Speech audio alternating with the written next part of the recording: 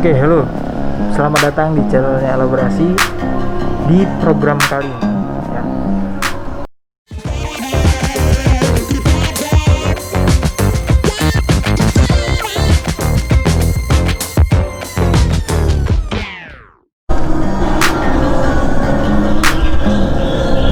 Oke, halo. Selamat datang di channelnya Elaborasi di program kali ini. Ya. Mungkin saya buka aja ya biar enak. Di program kali ini Elaborasi sedang merancang sebuah kegiatan di mana kita akan mengenalkan beberapa kampus, ya, kampus baik itu perguruan tinggi maupun swasta yang nantinya itu bisa teman-teman masukin, ya, karena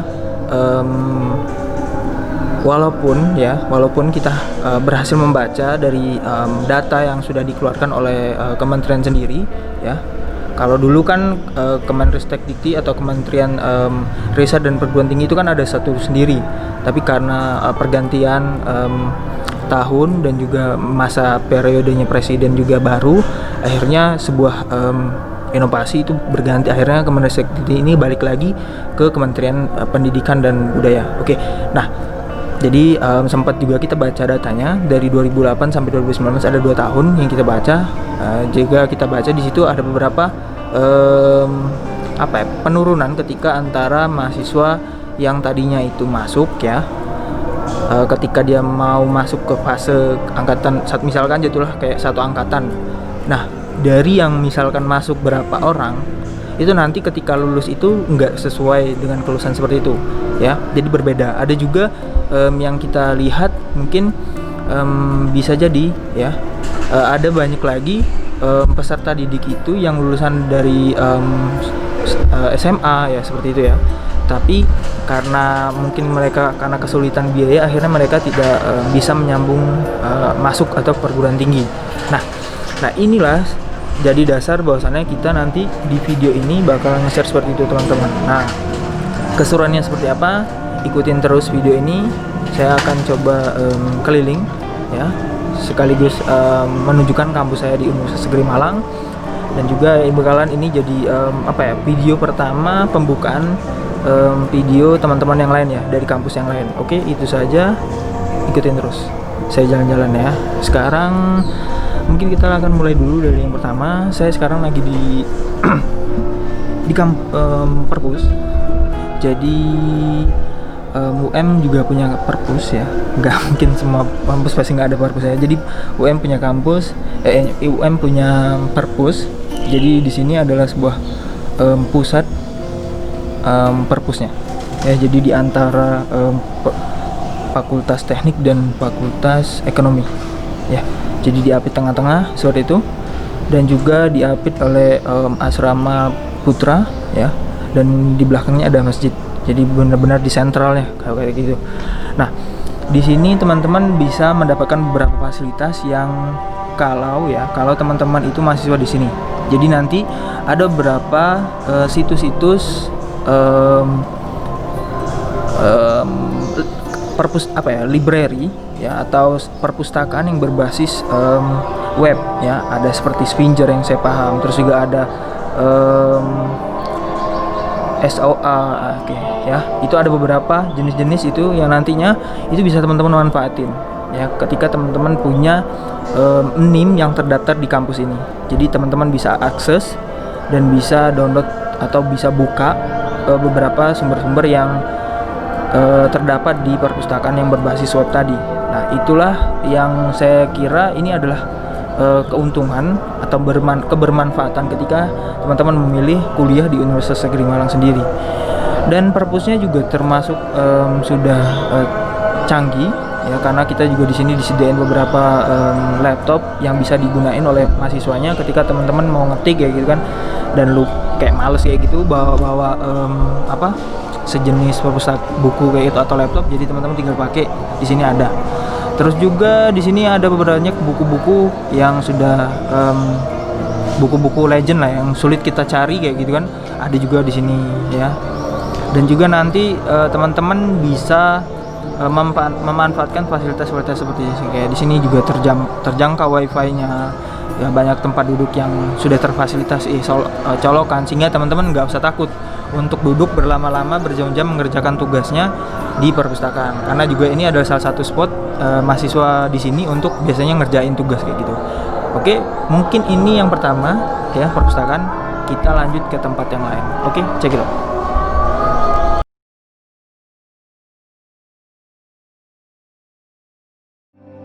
Oke teman-teman, kita sekarang mulai jalan ya. Kita bakalan, saya tunjukkan dulu nih asrama putranya ya. Saya yang tahu saja ya teman-teman.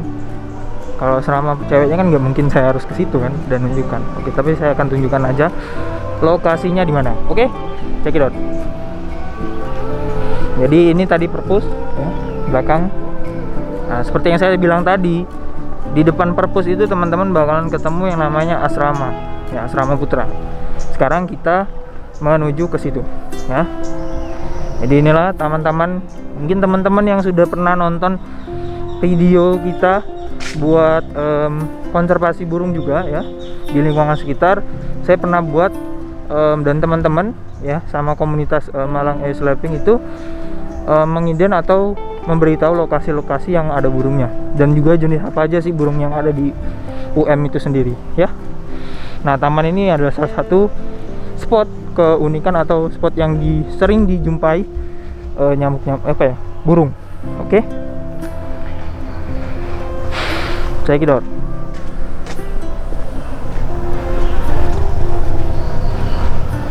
Dan juga sering teman-teman di sini di kampus juga ya, biasanya itu kalau hari Sabtu dan Minggu itu biasanya orang-orang biasanya menggunakan ini sebagai tempat jogging gitu. Jadi biasanya asik buat jogging. Oke, sekarang saya sudah ada di depan. Jadi di situ adalah asrama mahasiswa putranya. Jadi siapapun yang mungkin bisa jadi beasiswa atau apa, biasanya di situ. Atau juga ada juga asrama mahasiswa internasional, tapi bukan di sini, biasanya di depan sana ya. Oke. Nah, kalau kita ke sebelah dari asrama putra sendiri, nanti teman-teman bakalan ketemu yang namanya fakultas apa ya? Biasanya di sini tuh ada sastra sih ya. Oke. Ya. Ada sastra. Jadi di sana itu di sebelahnya biasanya diisi anak sastra gitu. Ya seperti itu ya. Nah, di depan Fakultas Sastra sendiri ya, walaupun Fakultas Sastra juga ada di belakang atau di dekatnya Fakultas Ekonomi, teman-teman bakalan ketemu dengan yang namanya pusat TIK-nya. Nah ya, jadi pusat teknologi informasi apa ya, pokoknya urusan ketika kayak tadi mungkin teman-teman juga sudah nonton video saya yang membahas tentang email mahasiswa. Nah di situ juga nanti saya sudah share info-infonya, biasanya nanti buatnya di situ ya, terkait email, karena kepentingan kayak sekarang karena pandemi, urusan untuk ke Kaprodi misalnya mau sidang, mau ujian, nah biasanya menggunakan apa ya, berkas-berkas yang emailnya sudah harus teradit atau sudah punya email UM lah gitu ya, email studennya kayak gitu ya. Jadi dan juga di sini info tambahan, biasanya gedung yang di sini tuh dulunya adalah gedungnya rektorat yang lama sebelum pindah ke yang di Jalan Semarang. Dulu di sini teman-teman ya, di Jalan Surabaya. Jadi gedungnya agak lama sekarang. Nah setelah itu ya, setelah gedung-gedung ini, di depan dan di sebelahnya gedung TIK itu ada dulunya ini gedung Pasca teman-teman ya, dulunya gedung Pasca, tapi sekarang sudah berubah menjadi gedung psikolog ya. Jadi dulu tuh psikolog tuh ada cuma satu, tapi sekarang jadi gedung psikolog. Ini gedung Pasca lama. Jadi saya sempat merasakan kuliah pasca di sini ya, sudah lama terus ganti. Oke, kita lanjut terus teman-teman. Oke, kita lanjut. Nah, di dekat gedung Pasca itu nanti teman-teman ada parkiran. Ya, biasanya kalau yang ke Pasca atau yang ke Perpus biasanya males parkir di dekat Perpus, parkirnya di depan Fakultas Ilmu Sosial atau PIS ya. Nah, ini gedung PIS teman-teman. Sekarang gedung-gedung yang ada di kampus UM itu sudah punya lift semua ya. Ini pas saya masuk dulu 2019 baru dibangun liftnya di PIS. Jadi sekarang PIS sudah punya lift. Tahun ini karena mahasiswa jarang dikit ya kayak gitu. Di ekonomi itu lagi dibangun juga lift. Jadi sekarang sudah banyak lift ya. Nah, setelah nanti teman-teman ketemu di gedung Fakultas Ilmu Sosial, teman-teman bakalan menghadap ke arah jalan Surabaya. Seperti ini teman-teman, lihat di belakang itu gerbang Surabaya.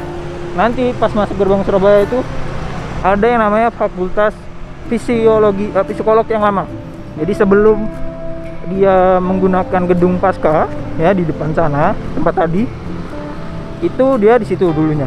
Tapi karena sekarang Pasca juga pengelolaannya sudah balik ke fakultas masing-masing, bukan seperti dulu ya. Akhirnya gedung Pasca dipakai untuk mahasiswa psikolog seperti itu teman-teman. Nah, sekarang saya sudah masuk ke area sekret organisasi atau UKM yang ada di UM seperti ini. Nah, ini gedung-gedung UKM, dan rumornya nanti ini akan dirapikan lagi dan akan dipindahkan ke pintu atau letaknya lebih tepat di belakang stadionnya Cakrawala ya. Nanti bakalan pindah semua karena di sana lagi pembangunan, dirapikan. Itu juga nanti lebih dekat ke fakultas olahraga ya. Nah, kita ini sekarang jalan menuju ke arah gedung rektorat yang baru. Nah, ini sekretnya teman-teman, UKM. Di sini juga nanti ada kantin ya, di depan kantin. Oke, nah, ini jalan-jalan teman-teman.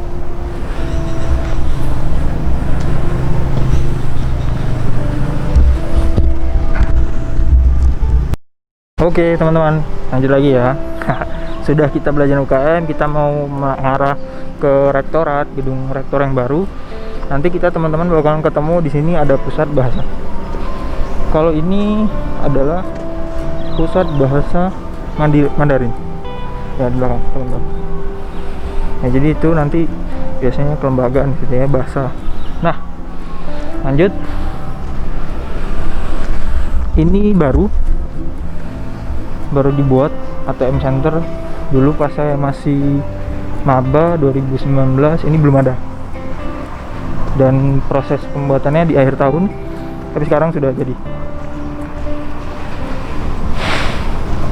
Ini dibuat beserta pintu gerbang utama di Semarang itu juga direnovasi ya. Sekarang sudah berubah.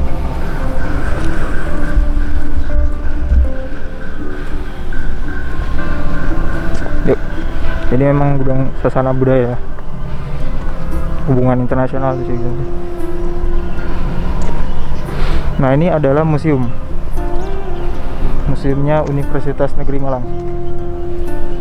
Tapi ada yang bilang, karena saya juga belum pernah coba sih ya, di gedung rektorat itu juga ada museumnya. Jadi teman-teman bisa lihat sejarah Universitas Negeri Malang itu bisa jadi seperti ini ya.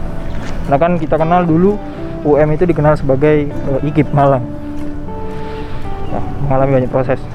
Oke, itu logo kampus kita. Oke, sekarang saya berdiri di belakang itu gedung rektorat ya teman-teman.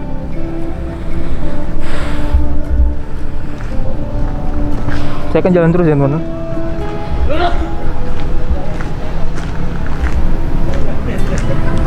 Gedung baru. Nah, gedung rektorat ini punya basement. Jadi basement itu untuk parkiran biasanya. Saya pernah coba masuk aja sih. nggak lihat aja masuk ke dalam. Di situ. Nah ini wilayahnya masih fakultas sama di belakang dulu katanya di sini dulu sastra sih. Dulu ya. Sekarang nggak tahu tuh masih atas sastra atau memang beralih fungsi gedung yang lain. Karena banyak di sini gedung-gedung UM itu karena mahasiswa bertambah terus banyak. Akhirnya kan ruang kelas bertambah, akhirnya banyak berubah alokasinya, manajemennya juga kayak gitu. Seperti yang saya bilang tadi, kalau kita berjalan di UM, di Perpus sebelah Perpus kan ada diapit antara Fakultas Teknik sama Sastra, ataupun Ekonomi. Sekarang kita berada di sampingnya rektorat langsung.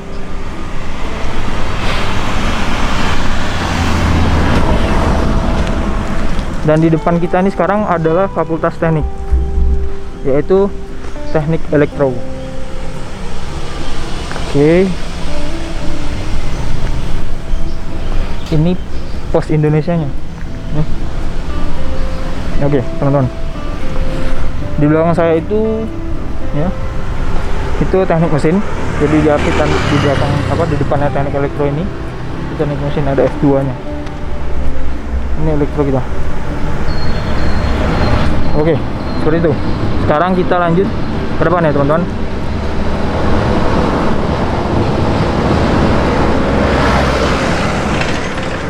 Banyak banget teknik di sini, ada teman-teman bisa kunjungin saja webnya di Universitas Negeri Malang dan lihat nanti fakultasnya apa aja ya.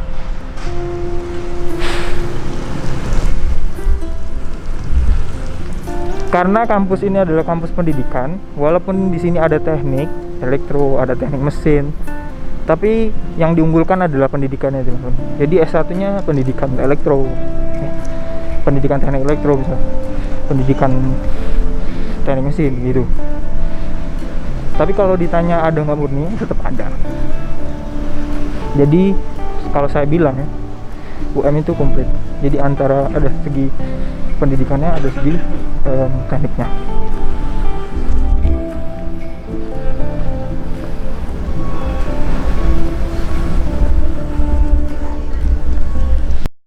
Oke teman-teman. Nah, sekarang kita mau saya tunjukkan fakultas olahraga saya. Perlu nggak saya tunjukin aula besarnya UM? Kayaknya nggak perlu deh.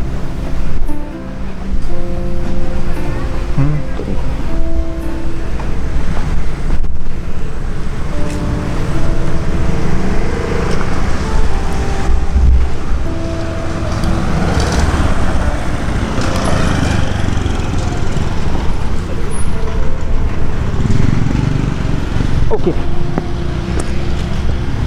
Sekarang kita lagi ada di monumen.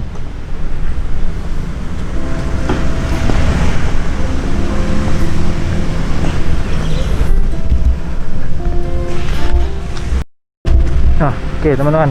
Sekarang kita lagi di masjid. Dan di depannya adalah fakultas olahraga. Dulu patung ini ya, kalau teman-teman pernah nge-follow Instagramnya Bayu Skak, kalau dia masih posting foto dia wisuda, dia foto di situ ya, di update. Mungkin saya ini aja teman-teman, highlight saya keliling-keliling kampus saya. Semoga teman-teman menyukai. Dan juga sebenarnya banyak banget ya beasiswa yang ada di UM ini. Saya sebutin saja ya mungkin ya. Jadi ini hasil saya dapat dan searching ya di internet. Oke, saya sambil duduk di motor saya aja deh. Oke, jadi ada beberapa jenis beasiswa yang ada di UM sendiri, baik itu program diploma maupun mahasiswa sarjana ya. Jadi kalau untuk di UM beasiswa itu ada yang mengelolanya. Nah, badan yang mengelola itu adalah bagian kemahasiswaan atau PIK ya, BAK, badan akademik biasanya. Oke, nah saya akan sebutin beasiswanya aja ya. Jadi ada beberapa beasiswa yang bisa teman-teman dapatin dan bisa mengusulkan lah istilahnya seperti itu. Biasanya nanti teman-teman bisa mengurus ini ke BAK PIK, itu ada di rektorat atau di gedung A3 ya, bukan gedung rektor, gedung A3 itu lantai 3 ya. Teman-teman juga bisa cek situsnya bakpik.um.ac.id. Nah, saya akan sebutin aja di situ ya. Jadi di sini ada beberapa beasiswa yang bisa teman-teman daftarin atau dapetin. Jadi ada beasiswa Super Smart, terus juga ada bantuan biaya pendidikan PPA atau BBM, gudang garam ya.